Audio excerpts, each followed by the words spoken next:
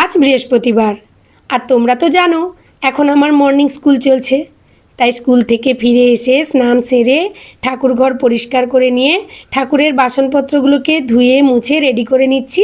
লক্ষ্মী ঠাকুরের ঘট বসাবো আর নিত্য পুজো তো করব। জানো তো বৃহস্পতিবার দিনটা যদি কোনো এক ছুটির দিন পড়ে যায় আমি ভীষণ খুশি হয়ে যাই। আসলে হাতে অনেকটা সময় পাই আর মন ভরে পুজো করতে পারি।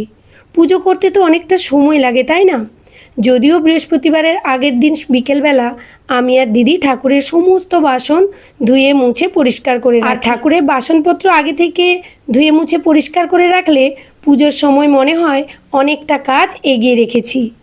আর জানো তো কয়েকদিন আগে ঠাকুর পুজোর জন্য আমি দুটো জিনিস অর্ডার দিয়ে রেখেছিলাম। আর গতকাল যখন ঠাকুরের বাসনগুলো পরিষ্কার করছিলাম ঠিক সেই সময় দুটো জিনিস আসে। ভাবলাম আজকে পুজো করার আগে তোমাদের সঙ্গে ওইগুলো আনপ্যাক করে শেয়ার করি।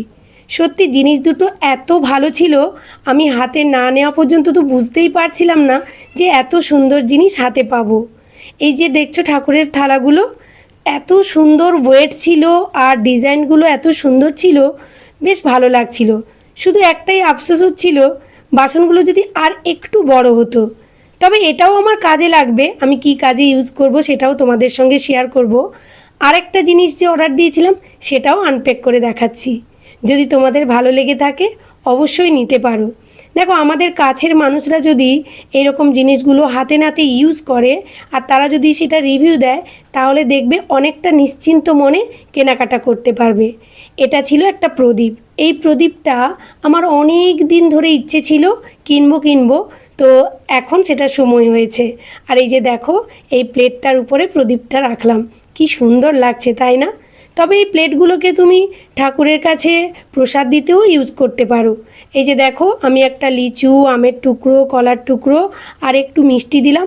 মিষ্টিটা ঠিক ধরছিল না, ওই জন্য প্রথমেই বলেছিলাম না প্লেটটা যদি আর একটু বড় হতো আমি মন ভরে ঠাকুরকে ভোগ দিতে পারতাম। আর জানো তো আমি নিজের সাজুগুজুর জিনিসের পরিবর্তে ঠাকুর ঘর সাজাতে বা ঘর সাজানোর জিনিস কিনতে ভীষণ ভালোবাসি।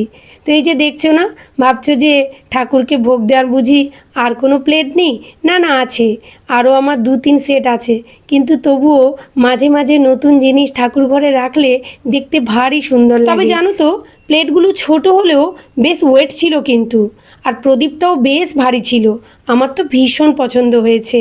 অনেক দিনের ইচ্ছে ছিল, সেই ইচ্ছেটা পূরণ করে ফেললাম। আর এমন দিনে জিনিসটা আনপ্যাক করলাম যে বৃহস্পতিবার একেবারে সোজা প্যাকেট খুলে মায়ের পুজোর কাজে লাগিয়ে দিলাম। আর এই জিনিসটা তো তোমরা যে কতটা ভালোবাসা দিয়েছো তা বলে বোঝাতে পারবো না। আমার তো ভীষণই ভালো লাগার জিনিস। তবে একটা কথা বলবো, এই যে ধুনোটা দিয়ে দিলাম মাথাটা কিন্তু খুলে রেখো, নাহলে মাথার ভেতরটা না ধুনোর আঠায় পুরো কালো হয়ে যায় আর সেই কালোটাকে তুলতে একটু কষ্ট হয়। তো আজকের এই ঠাকুরের দুটো জিনিস কেমন লাগলো অবশ্যই কমেন্ট করে জানিও। আর যদি তোমাদের ভালো লাগে অবশ্যই লিংক দেওয়া থাকলো, কিনে নিও। তো চলো দেখা হচ্ছে নেক্সট ভিডিওতে। সবাই ভালো থেকো, সুস্থ থেকো, টাটা।